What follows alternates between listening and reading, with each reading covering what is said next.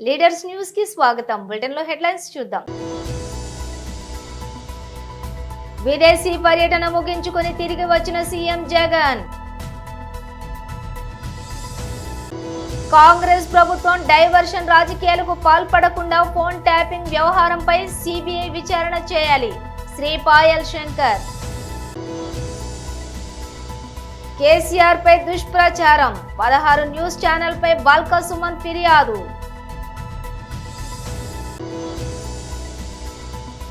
TDP కేంద్ర కార్యాలయంలో counting ఏజెంట్లకు వర్క్ షాప్.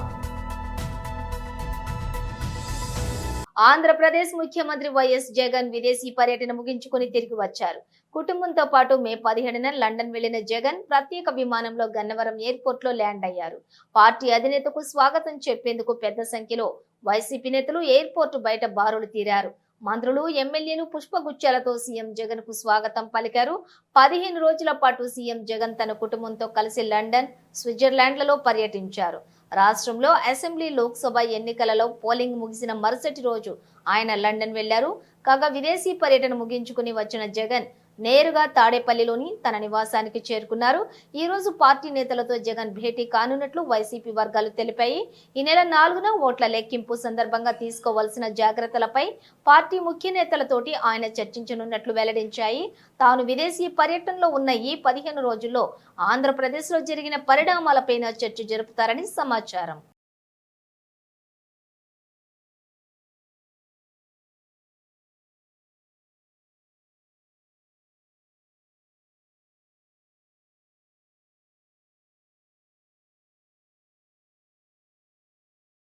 కాంగ్రెస్ ప్రభుత్వం డైవర్షన్ రాజకీయాలకు పాల్పడకుండా ఫోన్ ట్యాపింగ్ వ్యవహారంపై సిబిఐ విచారణ చేయించాలి. శ్రీ పాయల్ శంకర్, ఆదిలాబాద్ ఎమ్మెల్యే. కాంగ్రెస్ పార్టీ అధికారంలోకి వచ్చి 5 నెలలైంది, చేసేదేమీ లేదు. ఎవరికి చిల్లిగా సాయం చేసిందేమీ లేదు. ఈ రోజు రాష్ట్రంలో రైతులంతా కూడా అల్లాడుతున్నారు. వ్యవసాయ పనులు మొదలయ్యేటటువంటి సమయం, విత్తనాలు దొరకక కుటుంబ సభ్యులను లైన్ లో పెట్టి విత్తనాలను తీసుకునేటటువంటి దుస్థితి.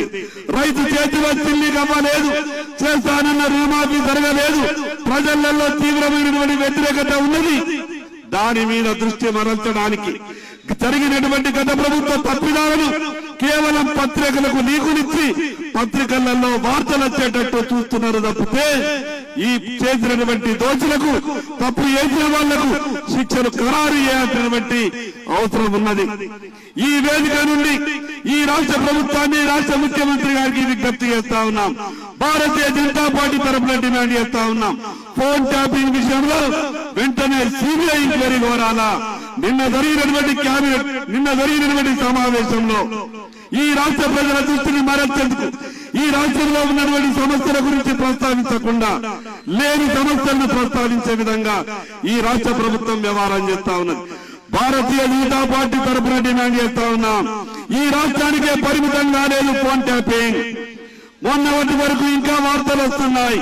దేశంలో ఉన్నటువంటి ప్రముఖులే కాకుండా చాలా మంది దేశ రక్షణకు సంబంధించినటువంటి వ్యవహారంలో కూడా గతంలో టీఆర్ఎస్ ప్రభుత్వం వేలు పెట్టిందని సమాచారం వస్తా ఉన్నది. సిబిఐ ఎంక్వైరీ చేస్తేనే వాస్తవాలు బయటకు వస్తాయి, చేసినటువంటి తప్పులన్నీ బయటకు వస్తాయి.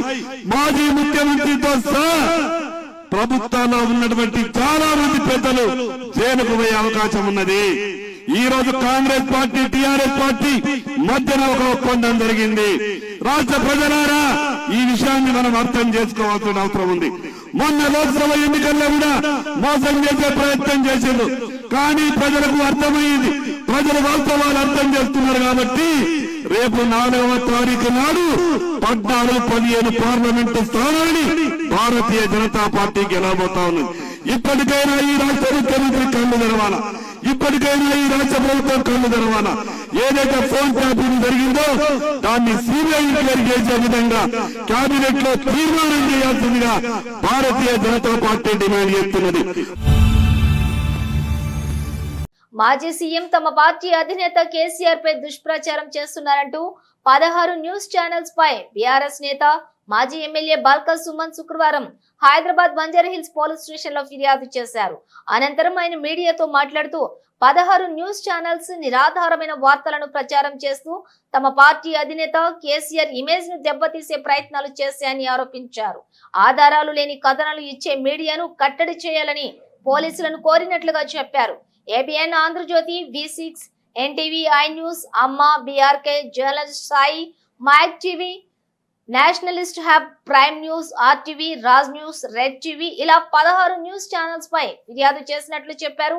ఇటీవల లిక్కర్ కేసుకు సంబంధించిన వార్తలు ప్రచారం చేస్తూ కేసీఆర్ ఇమేజ్ ను డ్యామేజ్ చేసేలా పలు ఛానల్స్ కథనాలను ప్రసారం చేశాయని ఆవేదన వ్యక్తం చేశారు. మీడియా ఎలాంటి నిర్ధారణ లేకుండా గొప్ప నాయకుడిపై అసత్యాలతో కూడిన వార్తా కథనాలను ప్రచారం చేయటం సరికాదన్నారు. ఇకనైనా మీడియా నిర్ధారణ చేసుకుని కథనాలు ప్రసారం చేయాలని సూచించారు. కవిత గారి బెయిల్ పిటిషన్పై వాదనల సందర్భంగా ఈడీ ఎన్ఫోర్స్మెంట్ డైరెక్టరేటు వాళ్ళు కేసీఆర్ గారి పేరును ప్రస్తావించిందని చెప్పి కొన్ని ఛానల్స్ ఇష్టం వచ్చినట్టుగా న్యూస్ను ప్రసారం చేయడం జరిగింది.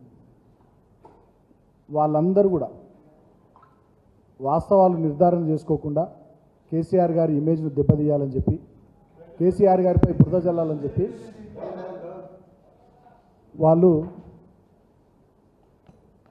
కేసీఆర్ గారి బ్రాండ్ను దెబ్బతీయాలని చెప్పి వార్తలు ప్రసారం చేసినట్టుగా తెలుస్తూ ఉంది.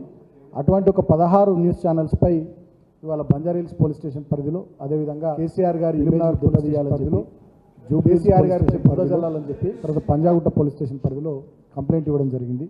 నిరాధారమైనటువంటి వార్తల్ని ప్రసారం చేసి మా పార్టీ అధినాయకులు కేసీఆర్ గారి ఇమేజ్ను దెబ్బతీయాలనేటటువంటి కుట్ర చేసినందుకు వారి మీద చర్యలు తీసుకోవాలి. ఇటువంటి తప్పుడు వార్తలు భవిష్యత్తులో ఎలాంటి ఆధారాలు లేకుండా, ఎలాంటి వాస్తవాలు లేకుండా అబద్ధాలను, దుష్ప్రచారాలను చేసేటటువంటి ఛానల్స్ను కట్టడి చేయాలనేటటువంటి విషయాన్ని వాళ్ళ కంప్లైంట్ రూపంలో పోలీస్ దృష్టికి తీసుకొని పోవడం జరిగింది. తగిన చర్యలు తీసుకోవాలని చెప్పి కూడా కోరడం జరిగింది.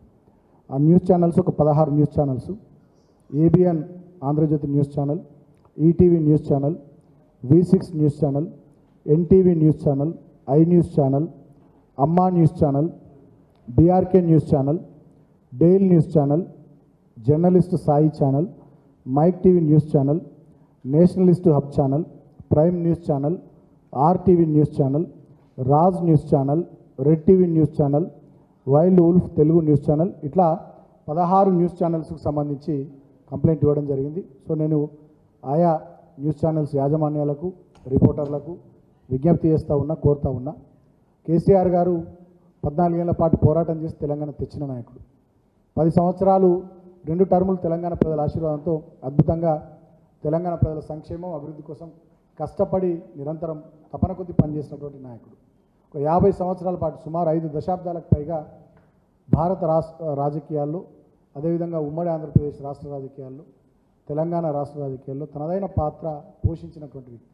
కాబట్టి అటువంటి కేసీఆర్ గారి ఇమేజ్ను, కేసీఆర్ గారి వారి ఔన్నత్యాన్ని, వారి విశిష్టతను తక్కువ చేసే విధంగా ఇష్టం వచ్చినట్టుగా నిరాధారమైనటువంటి వార్తల్ని ప్రసారం చేయొద్దని ఈ సందర్భంగా నేను ఆయా న్యూస్ ఛానల్స్ని కోరుతా ఉన్నా. ఇవాళ ప్రజాస్వామ్యంలో 4th ఎస్టేట్ అంటారు మీడియాను. మరి ప్రతిపక్షంగా ఉన్న బీఆర్ఎస్ పార్టీకి ప్రజల కోసం, ఈ ప్రాంత అభివృద్ధి కోసం, అధికార పక్షంపై వాళ్ళు ఎన్నికల సందర్భంగా ప్రజలకు ఇచ్చినటువంటి మాటల్ని నిలబెట్టుకోవాలనేటటువంటి అంశంపై మేము చేస్తున్నటువంటి పోరాటానికి, కార్యక్రమాలకు మద్దతుగా నిలబడి ప్రజల గొంతుకగా ఉండి ప్రజాస్వామ్యాన్ని రాష్ట్రంలో పరిరక్షించాల్సినటువంటి బాధ్యత ఈ మీడియా తీసుకోవాలి. అబద్ధాలను ప్రసారం చేయడం, అవాస్తవాలను ప్రసారం చేయడం, కేసీఆర్ గారి మీద కోపం కొద్ది కొంతమంది ఏదో చేస్తే దాన్ని ప్రచారం చేయడం, ఈ రకమైనటువంటిది ఇది మంచిది కాదు. ఈ పద్ధతి మానుకోవాలని చెప్పి కూడా నేను హితవలుపుతా ఉన్నా. డెఫినెట్గా బీఆర్ఎస్ పార్టీ నిర్ణయం తీసుకున్నది. రాబోయే రోజుల్లో కూడా మేము రాజ్యాంగానికి లోబడి చట్టబద్ధంగా లీగల్ ఫైట్ ఖచ్చితంగా, అవి న్యూస్ ఛానల్స్ అయినా, అవి పేపర్లైనా, సోషల్ మీడియాకి సంబంధించినటువంటి అంశాలైనా డెఫినెట్గా కేసీఆర్ గారి ఇమేజ్ కానీ, బీఆర్ఎస్ పార్టీ నాయకుల ఇమేజ్ దెబ్బతీసే విధంగా ఎవరు కూడా తప్పుడు వార్తలు, తప్పుడు స్టోరీలు ఏవి కూడా ప్రసారం చేసినా, తప్పుడు కథనాలు ఏవి కూడా ఇచ్చినా ఖచ్చితంగా మేము ఫైట్ చేయాలని చెప్పి నిర్ణయించుకున్నాం. ఈ విషయంలో ఎవరిని విస్మరించము, వదిలిపెట్టబోము. ఖచ్చితంగా చట్టపరంగా మాకున్నటువంటి రాజ్యాంగపరమైనటువంటి హక్కుల్ని న్యాయపరంగా మేము వినియోగించుకుంటాం. సో నేను మళ్ళొకసారి కూడా కోరుతా ఉన్నా, సో ఇటువంటి మానుకోవాలని చెప్పి సదరు మీడియా సంస్థల్ని కోరుతా ఉన్నా. మేము పోలీస్ శాఖ వారిని కూడా ఇందాక కోరినాం. మేము అక్కడ బంజారాహిల్స్ పోలీస్ స్టేషన్లో కంప్లైంట్ ఇచ్చినప్పుడు ఖచ్చితంగా ఇటువంటి కంట్రోల్ చేయాలి. మేము ఇచ్చినటువంటి పిటిషన్ను స్వీకరించి వివిధ సెక్షన్లలో మేము మెన్షన్ చేసినాం. ఏ రకంగా వాళ్ళు తప్పుడు వార్తలు ప్రసారం చేసిర్రు, ఏ రకంగా ఉద్దేశపూర్వకంగా కేసీఆర్ గారి ఇమేజ్ని దెబ్బతీయాలని చెప్పి కుట్రపూరితంగా ఈ రకంగా చేసిర్రో సెక్షన్స్ కూడా మేము మెన్షన్ చేసి మరి ఇచ్చినాం. సో వాటి ప్రకారం చర్యలు తీసుకోవాలని చెప్పి కూడా మేము కోరడం జరిగింది. సో భవిష్యత్తులో ఇటువంటి జరగకుండా పోలీస్ యంత్రాంగం కూడా తమ వంతు పాత్ర పోషించాలని చెప్పి కోరడం జరిగింది. సో అంతిమంగా డెఫినెట్గా బీఆర్ఎస్ పార్టీ ఒక ప్రధాన ప్రతిపక్షంగా ఈ రాష్ట్రంలో ప్రభుత్వం ప్రజలకు ఇచ్చినటువంటి హామీలను నిలబెట్టుకోవడానికి ప్రభుత్వంపై పోరాటం చేస్తున్నాయి. తెలంగాణను తెచ్చిన తెలంగాణను 10 ఏళ్ళు బ్రహ్మాండంగా అభివృద్ధి దిశగా దేశానికే తలమానికంగా తీర్చిదిద్దినటువంటి పార్టీగా తెలంగాణ అస్తిత్వం కోసం, తెలంగాణ సంస్కృతి పరిరక్షణ కోసం, తెలంగాణ ప్రాంత ప్రయోజనాలు, తెలంగాణ ప్రజల హక్కుల కోసం నిరంతరం కేసీఆర్ గారి నాయకత్వంలో ఈ పార్టీ ఎవరెన్ని కుట్రలు చేసినా, ఎవరెన్ని తప్పుడు కథనాలు సృష్టించినా, ఎవరెన్ని వ్యక్తిత్వాలను దెబ్బతీసే మా నాయకుల వ్యక్తిత్వాలను దెబ్బతీసే ప్రయత్నాలు చేసినా మా పోరాటాన్ని ఖచ్చితంగా కొనసాగిస్తాం. నేను మీడియాను కూడా కోరుతా ఉన్నా, ప్రజాస్వామ్యంలో మీరు 4th ఎస్టేట్, డెఫినెట్గా మీరు కూడా సహకరించండి. అందరం కూడా కలిసి రాష్ట్ర ప్రజలకు ప్రయోజనం కలిగే విధంగా, రాష్ట్రం మంచిగా ముందుకు సాగే విధంగా ప్రతిపక్షంగా, అదేవిధంగా మీడియా ప్రజాస్వామ్యంలో 4th ఎస్టేట్గా కలిసి పనిచేద్దామని చెప్పి కూడా నేను కోరుతా ఉన్నాను. Thank you.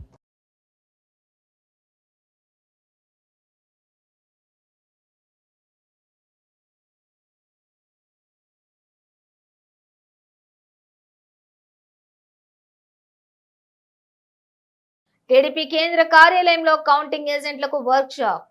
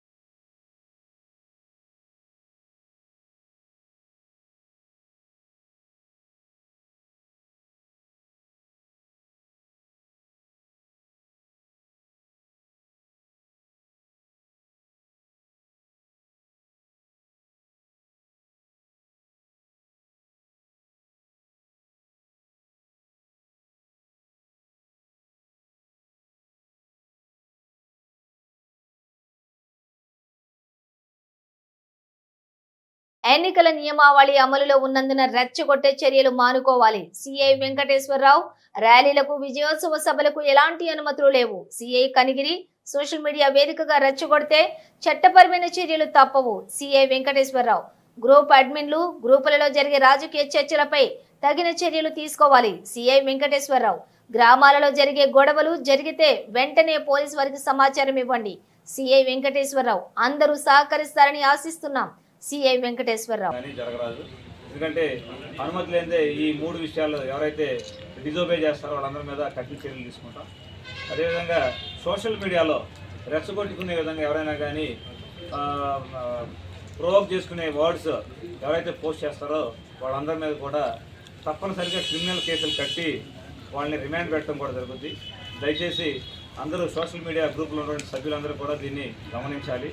అదేవిధంగా ముఖ్య రాజకీయ పార్టీ నాయకులు కూడా 144 సెక్షన్ అమల్లో ఉంది. అదేవిధంగా 30 పోలీస్ యాక్ట్ అమల్లో ఉండటం వల్ల ర్యాలీలు తీయడం, అదేవిధంగా కేక్ కటింగ్లు చేయడం, అదేవిధంగా బాణసంచా కాల్చడం, ఈ 3 విషయాలు కూడా పాటించకూడదని చెప్పేసి అందరికీ తెలియపరుస్తున్నాం. అందరూ కూడా పబ్లిక్ మరియు రాజకీయ నాయకులు అందరూ కూడా పోలీసు వారికి సహకరించాలని చెప్పేసి తెలియపరుస్తాం. కుప్పం పట్టణం పాతపేట విజయలక్ష్మి రోడ్లో నివాసం ఉంటూ స్వర్ణసాగరం దినపత్రిక నందు చిత్తూరు జిల్లా స్టాఫ్ రిపోర్టర్ గా విధులు నిర్వహిస్తూ ఉన్న కిరణ్ కుమార్ అనే విలేకరిని చంపుతానంటూ శాంతిపురం మండలం చిన్నారిదొడ్డి పంచాయతీ కొత్తపేటకు చెందిన శివశంకర్ బెదిరిస్తున్నారంటూ సదరు విలేకరి కుప్పం పట్టణ పోలీసులను ఆశ్రయించారు. అనంతరం అతను మాట్లాడుతూ శివశంకర్ ఆర్థిక ఇబ్బందులకు సాయం చేయాల్సిందిగా కోరిన సందర్భంగా కిరణ్ కుమార్ 10 లక్షల రూపాయలకు పూచీకత్తు ఉండి సాయం చేశామన్నారు. సదరు పైకం వసూలుకు గాను శివశంకర్ ఇచ్చిన చెక్కును బ్యాంకులో డిపాజిట్ చేయగా చెక్కు తగిన సొమ్ము లేకుండా బౌన్స్ అయిందని ఈ సందేశం అందుకున్న శివశంకర్ చెక్కును డిపాజిట్ చేసిన కిరణ్ కుమార్ ఇంటికి చేరుకుని కుటుంబ సభ్యులను బెదిరించడంతో పాటుగా విలేకరి అయిన కిరణ్ కు ఫోన్ చేసి నిన్ను చంపి జైలుకైనా పోతాను, నా చెక్కు డిపాజిట్ చేస్తావా అంటూ బెదిరించడం జరిగిందని తెలిపారు. శివశంకర్ అతనికి 10 లక్షల రూపాయలు నేను వేరే చోట పూచీకత్తు ఉండి తీసి ఇవ్వడం జరిగింది. ఆ డబ్బు ఇవ్వమని చెప్పి నేను సంవత్సరం క్రితమే అడిగాను. రాళ్ళబూదుగురు పోలీస్ స్టేషన్లో ఎస్ఐ గారు పిలిచి మాట్లాడాము. నేను ఇచ్చేస్తాను అని నమ్మబలికినాడు. అయినా సంవత్సరం టైం ఇచ్చిన ఇంతవరకు డబ్బు ఇవ్వలేదు. అందుకని అతను నాకు షూరిటీగా ఇచ్చిన చెక్కుని నేను ఈరోజు కుప్పంలో SBI కంతుమూరు బ్రాంచ్లో ప్రజెంట్ చేశాను. అది చెక్కు బౌన్స్ అయ్యింది అనేసి అతనికి మెసేజ్ పోయిన వెంటనే నా ఇంటి దగ్గరకు వచ్చి నేను లేని సమయంలో నా కుటుంబ సభ్యులు భయభ్రాంతులకు గురి అయ్యేలాగా వల్గర్ లాంగ్వేజ్ యూజ్ చేస్తూ తలుపులను కొట్టేస్తూ నా ఇంట్లో వాళ్ళంతా బాగా బెదిరించి చంపేస్తానని చెప్పి బెదిరించున్నాడు. తర్వాత నేను అక్కడ అవైలబుల్లో లేకపోవడంతో నాకు ఫోన్ చేసి నిన్ను నరికి చంపేసైనా జైలుకి పోతాను కానీ నిన్ను వదిలిపెట్టలేదురా, నా మీదే కేసు పెడతావా, నా చెక్కే ప్రజెంట్ చేస్తావా అంటూ నోట్లో చెప్పుకోలేని వల్గర్ లాంగ్వేజ్తో నన్ను తిట్టి భయభ్రాంతులకు గురి చేస్తున్నాడు. నాకు ఇప్పుడు ప్రాణ భయంతో కొట్టుకుంటున్నాము. నేను నా కుటుంబ సభ్యులకి ఏమీ జరిగినా దానికి పూర్తి కారణము చిన్నారిదొడ్డి పంచాయతీ శాంతిపురం మండలం చిన్నారిదొడ్డి పంచాయతీ గ్రామానికి చెందిన శివశంకరే దానికి కారణం అని చెప్పి నేను తెలియజేస్తా ఉన్నాను. అతను మరో 10 మందితో ఇంటి దగ్గరికి వచ్చినట్టు నాకు సమాచారం ఉంది. కానీ వాళ్ళు ఎవరు అనేది నాకు తెలియదు. ఇంకా నా ఇంట్లో వాళ్ళు కూడా భయపడుతున్నారు. ఇప్పుడు నేను ఇంట్లో ఒక్కడే ఉండాల్సి వస్తూ ఉంది. నాకు రాత్రికి ఏమైనా జరిగితే కూడా నాకు రక్షణ కూడా లేదు. అందుకే నేను ఈ టైంలో పోలీసులను ఆశ్రయిస్తున్నాను. అందుకే పోలీసులకు ఫిర్యాదు చేశాను. ఇప్పుడు పోలీసులకు ఆశ్రయించడం తప్ప నాకు వేరే మార్గం లేదు. పోలీసుల రక్షణ కల్పించాలని కోరుతున్నాను. మెదక్ జిల్లా రామాయంపేట మున్సిపాలిటీలోని అక్రమ నిర్మాణాలు జోరుగా సాగుతున్నాయి. మున్సిపాలిటీ పరిధిలోని 5వ వార్డులో నిబంధనలకు విరుద్ధంగా నిర్మిస్తున్న ఇంటి నిర్మాణాన్ని స్థానికులు అడ్డుకున్నారు. మున్సిపల్ నిబంధన మేరకు సెట్ బ్యాంక్ చేయకుండా అక్రమంగా నిర్మాణం చేస్తున్నారని స్థానికులు ఆరోపిస్తున్నారు. శుక్రవారం మున్సిపల్ అధికారులకు ఫిర్యాదు చేసినప్పటికీ వారు పట్టించుకోవడం లేదని ఆగ్రహం వ్యక్తం చేశారు. నిబంధనలకు విరుద్ధంగా నిర్మాణాలు జరుగుతున్నా అధికారులు నిమ్మకు నీరెత్తినట్లు వ్యవహరిస్తున్నారని స్థానికులు ఆగ్రహం వ్యక్తం చేశారు. మున్సిపల్ ఆఫీస్లో చేస్తే గతంలో కూడా ఆపేసారు. మళ్ళీ ఇప్పుడు ఆ ఒప్పందం ప్రకారం కాకుండా మళ్ళీ ముందుకు ఎంక్రోచ్ అయ్యి మళ్ళీ కడతా ఉంటే నిన్న పోయి మళ్ళీ కడితే చైర్మన్ గారికి మా కౌన్సిలర్ గారికి అందరికీ కూడా మేము కంప్లైంట్ చేస్తే ఫోన్లే కట్టుకొని ఏముంది అనే రీతిలో మాట్లాడుతూ ఉన్నారు వాళ్ళు. ఇది మేము కమిషనర్ గారిని కలిసినాము, TPO గారికి మాట్లాడినాము. వాళ్ళు వచ్చేసి పని ఆపమని చెప్పేస్తే కూడా ఆయన ప్రస్తుతం ఇంకా పని నడిపిస్తూనే ఉన్నాడు. ఇట్లా నుంచి రోజుకు ఒక 100 నుంచి 200 బైకులు కార్లు వెళ్తూ ఉంటాయి. ఒక 500 మందికి సంబంధించినటువంటి రోడ్డు ఇది ఎంక్రోచ్ కాకుండా దీన్ని కాపాడాల్సినటువంటి బాధ్యత మున్సిపల్ అధికారులకు నాయకులకు ఉన్నదని చెప్పేసి తెలియజేస్తూ దీన్ని ఇమ్మీడియట్ ఆపేయాలని చెప్పేసి లేకపోతే చట్టపరంగా చర్యలు తీసుకోవాలని చెప్పేసి కోరుకుంటూ ఈ 5వ వార్డు ఈ రెడ్డి కాలనీ అందరి తరఫున మేము కోరుతున్నాం.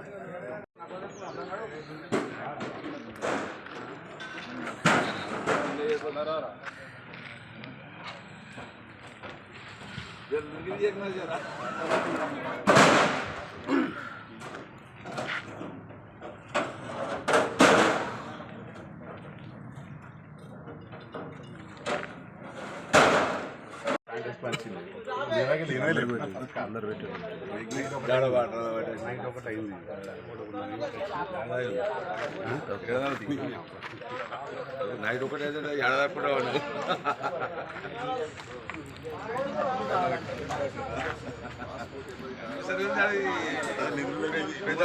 పెద్ద మొత్తం లాంటి అనిపిస్తుంది.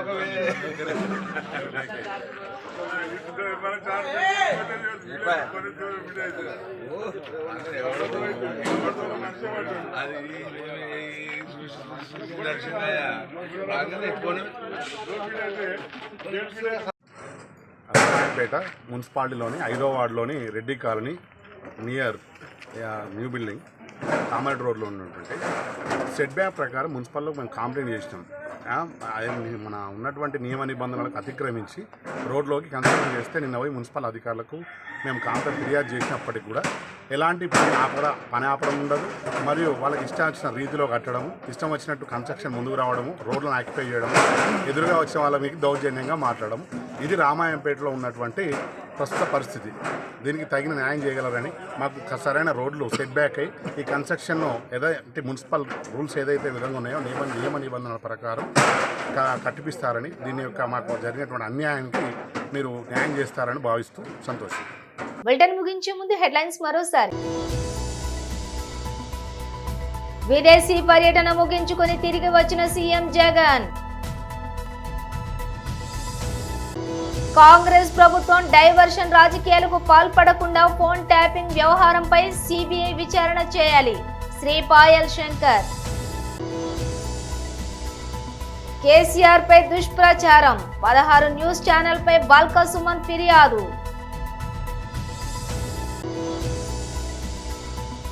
టీడీపీ కేంద్ర కార్యాలయంలో కౌంటింగ్ ఏజెంట్లకు వర్క్ షాప్. ఇవి బులెటిన్ విశేషాలు. మరో బులెటిన్ తో మళ్ళీ కలుద్దాం.